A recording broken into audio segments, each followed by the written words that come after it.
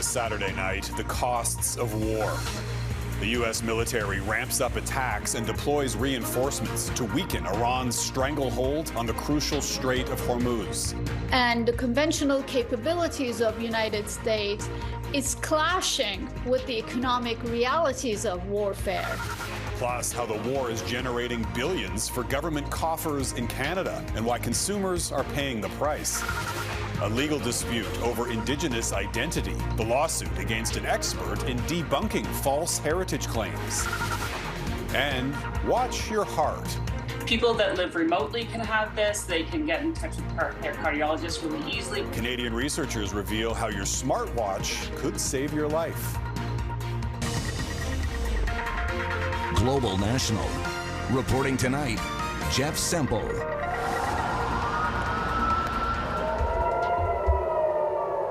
Iran launching its latest round of missiles targeting Israel and other Gulf states. As the war enters its fourth week, the Middle East and the global economy are paying a heavy price. Good evening and thank you for joining us. It was another day of escalation. For the first time, Iran launched ballistic missiles thousands of kilometers away, targeting a British military base. Israel and Iran also attacked each other's military and nuclear weapons sites. But this remains the real pressure point, the Strait of Hormuz, which accounts for about 20% of the world's oil supply. Tehran is blocking the strait, upending the global energy industry. Now, the U.S. military says Iran's ability to target the strait has been degraded, and President Trump says he's considering winding down the war. At the same time, U.S. warships and thousands more Marines are now heading to the region. Candice Cole begins our coverage tonight. Saturday, Iran launched a missile at Diego Garcia, the joint U.K. U.S. military base in the remote Chagos Islands, some 3,800 kilometers away from Tehran, a move until now thought to be outside of Iran's capabilities, perhaps marking a turning point in the war with the U.S. and Israel. Even though it failed, what matters is the signaling here.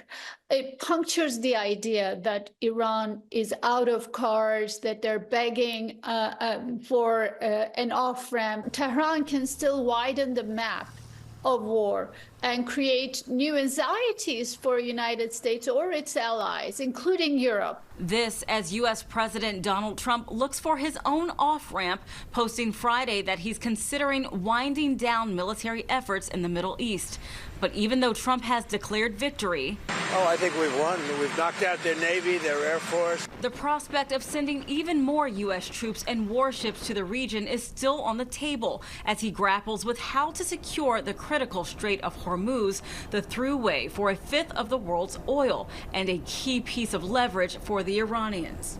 It seems like Iran's strategy here is to create inflationary pain and economic pain for United States and its allies. And it's one of the clearest signs that the war and the conventional capabilities of the United States is clashing with the economic realities of warfare. Since the war began, the price of oil has shot up about 50% due to the blockage of the strait, impacting countries around the world, and now forcing the U.S. to temporarily lift sanctions on Iranian oil already at sea for at least 30 days to help ease the pain at the pump. As U.S. allies mull over how to help the United States secure the Strait of Hormuz, other countries like Japan that are heavily dependent on the strait have struck a deal with Iran for safe passage. Jeff? Candice Cole in Washington. Thanks, Candice.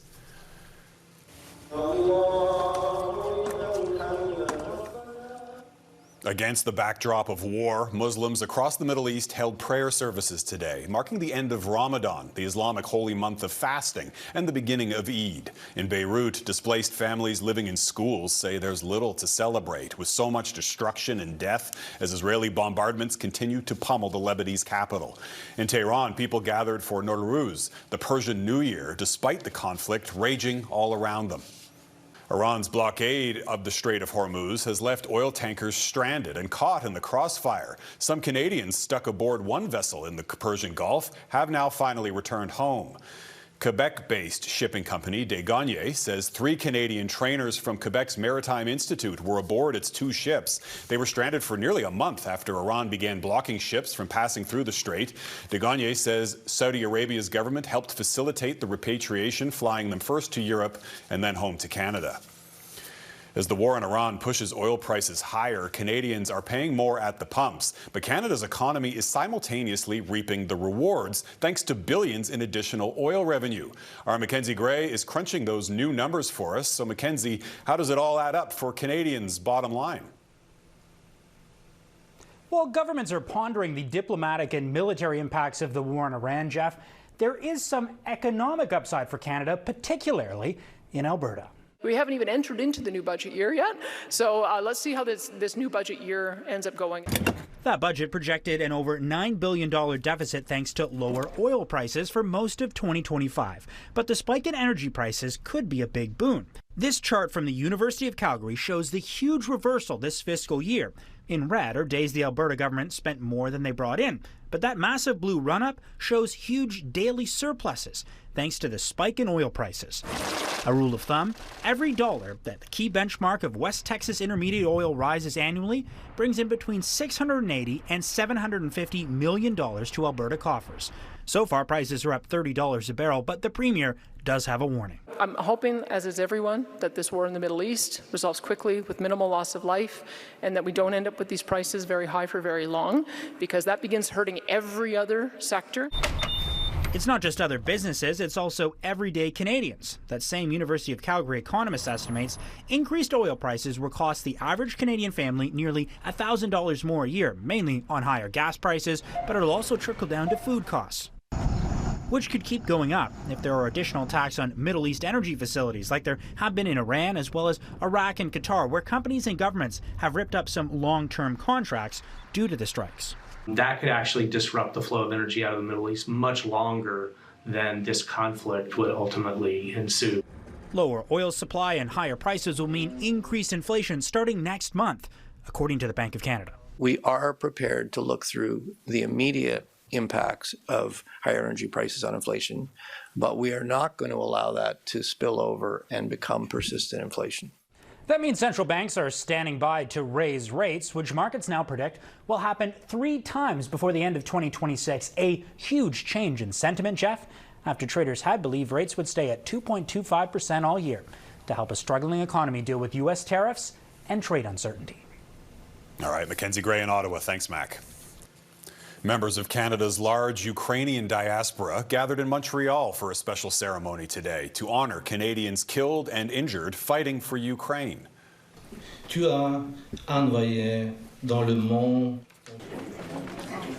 2 Canadians, Émile-Antoine Roy and Jean-François Rattel, were killed in action, while Denis Perrier was injured. Today, the Ukrainian-Canadian Congress awarded them medals of sacrifice, recognizing the enduring bond between Ukrainians and Canadians.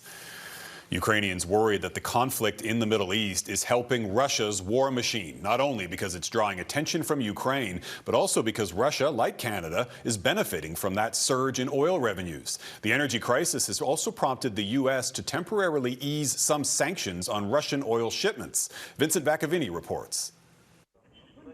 A family home in the southeastern Ukrainian city of Zaporizhia, destroyed by a Russian drone overnight. Dmitro and Yana lived here with their 11 and 15-year-old daughters. The girls were injured but survived. Their parents perished.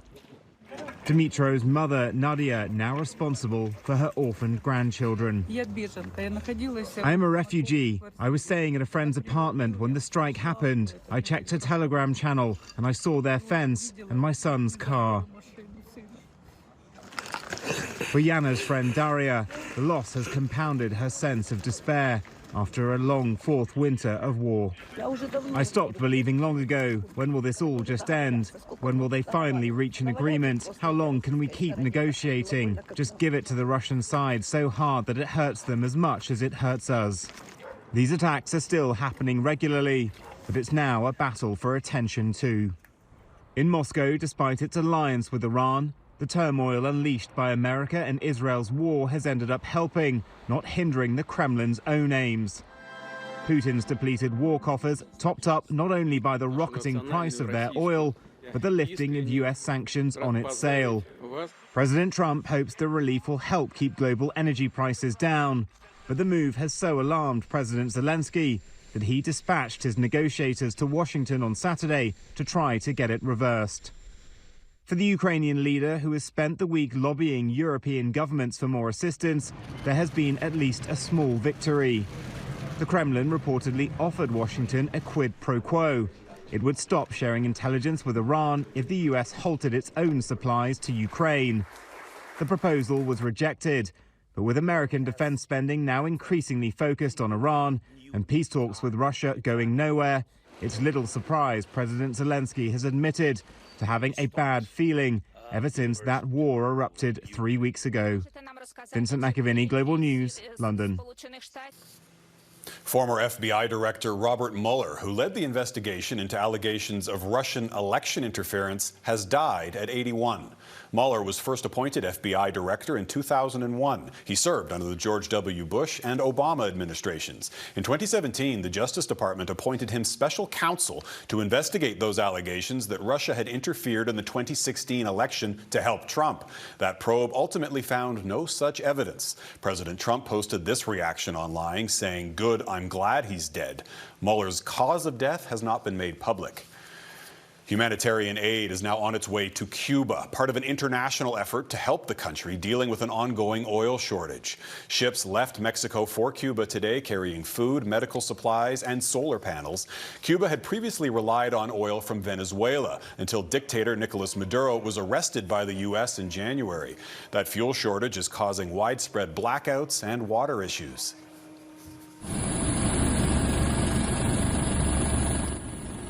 Hawaii is facing its worst flooding in more than 20 years. More than 200 people have fled their homes. Heavy rains over the past couple of days fell on already saturated soil following another major deluge a week ago. Hawaii's governor believes the cost could top $1 billion, with damage to airports, schools, homes, and a hospital. Pretendians under scrutiny. Coming up, the outrage over a judge's ruling in a case centered on Indigenous identity. Canada's leading researcher on Indigenous identity fraud has been ordered to pay $70,000 and to cover the legal fees of an academic who sued him for defamation. Critics of the ruling say it ignores the problem of race shifting when non-Indigenous people benefit from falsely identifying themselves as Indigenous. Our Melissa Ridgen joins us now from Winnipeg with the details. Melissa. Jeff, Daryl LaRue's research is widely used by First Nations, Inuit and Métis communities to debunk those who falsely claim to be Indigenous. A judge has ruled how that is done, though, can be defamatory. But Indigenous advocates and legal experts say the harm caused by race shifting and Indigenous rights to determine who is and isn't one of them are being ignored.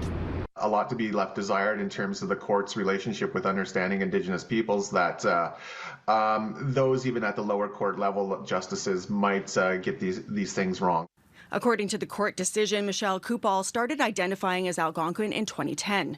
In 2018, she was appointed Canada Research Chair in Truth, Reconciliation and Indigenous Literatures. While initially accepting her as Indigenous, the Algonquin Nation in 2023 said the ancestor she and thousands of others claim makes them Algonquin was not Algonquin at all. LaRue accused Coupal of using that disputed ancestor to become an expert on reconciliation. But a Saskatchewan judge found she was not dishonest in her belief and was not a pretendian. She believed she was Algonquin. In a statement to Global News, Coupal's lawyer says LaRue wasn't found liable because of his statements that Coupal isn't Indigenous, but because he said she committed fraud. LaRue's lawyer says public discourse around the appropriation of Indigenous identity by non-Indigenous people is important, and LaRue intends to appeal. Michelle Good is a retired lawyer and member of the Red Pheasant Cree Nation, who says an appeal is possible, but won't be easy. What you need to find is an error of law or an error of fact. In the meantime, Jeff, those whose Indigenous identity has been called into question as they advance their careers, they might be savoring this court ruling, at least for now. Melissa Ridgen in Winnipeg. Thanks, Melissa. Up next, why cardiologists say smartwatches are becoming a life-saving tool.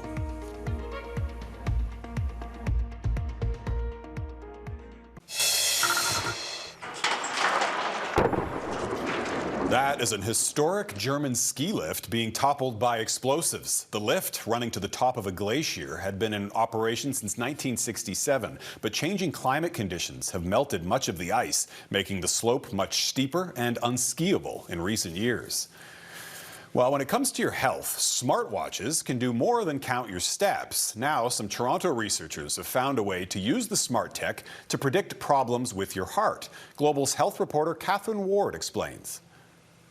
I was in a rowing race as a university student at Western University, and I collapsed and nearly died. I was 21 years old when I found out I had a rare cardiomyopathy. In that moment, Heather Cartwright's life changed forever. I had to quit all competitive sports.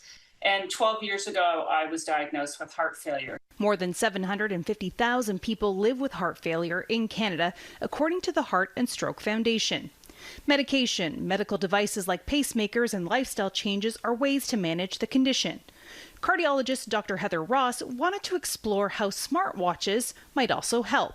Our interest was more in equitable access, having patients have this information, understanding their risks, understanding their heart performance, and trying to intervene sooner when things change. Cartwright was involved in the study.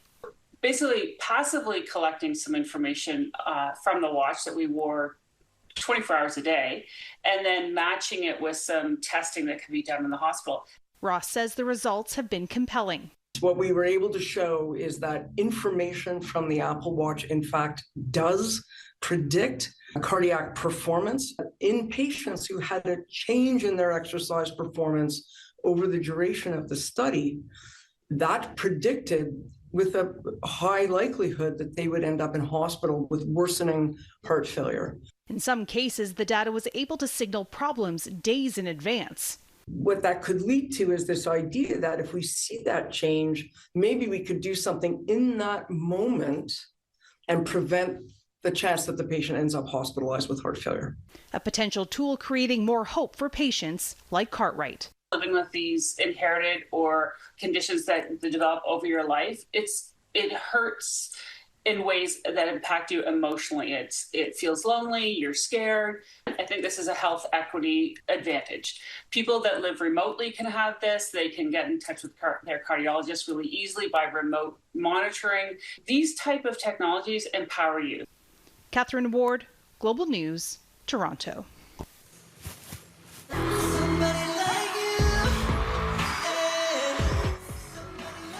The boys are back. K-pop sensation BTS made their long-awaited return to the stage in front of tens of thousands of fans in Seoul. The city's downtown was shut down for the boy band's first concert in about 4 years. The band took a break so each member could complete their military service, which is mandatory in South Korea. Up next, does this ring a bell? Officials in Halifax ask for the public's help in solving a history mystery.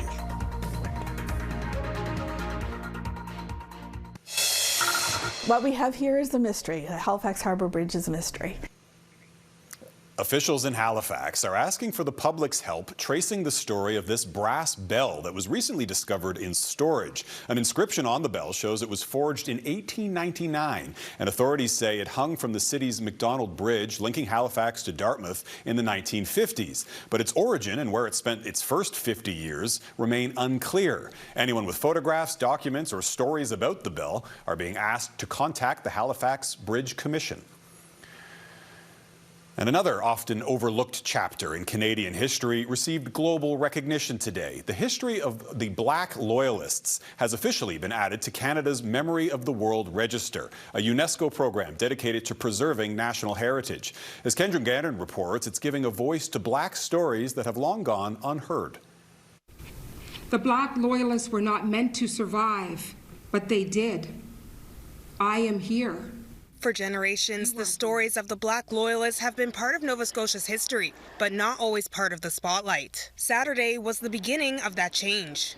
A collection of records documenting the lives, struggles, and contributions of Black Loyalists has been officially added to Canada's Memory of the World Register by the Canadian Commission for UNESCO, bringing international recognition to a community whose legacy has shaped this province in lasting ways. This kind of inscriptions allow us to have a more holistic view and have a better representative and more inclusive understanding of the Canadian story. Collectively, the Nova Scotia Archives, Black Loyalist Heritage Centre, Shelburne County Museum, and Provincial Archives of New Brunswick brought pieces of archival materials to create the collection titled The Black Loyalists in Canada: Autonomy, Advocacy, Community, Legacy. The collection features the heritage of the original free Black Loyalists who arrived to Nova Scotia from the United States in the 1780s and their descendants from Birchtown, Nova Scotia to present day. The documents tell a story, and it's important that all Nova Scotians can find themselves in the archives, so shedding a light on these documents that relate to Black Loyalists and their descendants is important to do. Saturday also marks the International Day for Elimination of Racial Discrimination, making the official recognition of Black Loyalists in Canadian history that much more powerful. This is the second designation Atlantic Canada has received, with Viola Desmond being the first in 2021. We're here to recognize the Black Loyalist heritage as a place or a position in the World Archives, in the World Record, and the world, in general. They didn't think we would survive. When you look at Birchtown, the location of Birchtown is on the most unnavigable arm of the water, of the Atlantic Ocean, of the Birchtown Bay. I believe our ancestors will be extremely proud with what we've shared out from all of the speakers today. Davis says this international recognition is only the beginning, adding that African Nova Scotian history holds many more powerful stories that deserve to be recognized. Kendra Gannon, Global News, Halifax. And that is Global National for this Saturday. I'm Jeff Semple. Tonight's Your Canada is Baie Verte in Newfoundland and Labrador. We love seeing your Canada, so please keep emailing your photos to globalnational@globalnews.ca. Thanks for watching. Have a great night.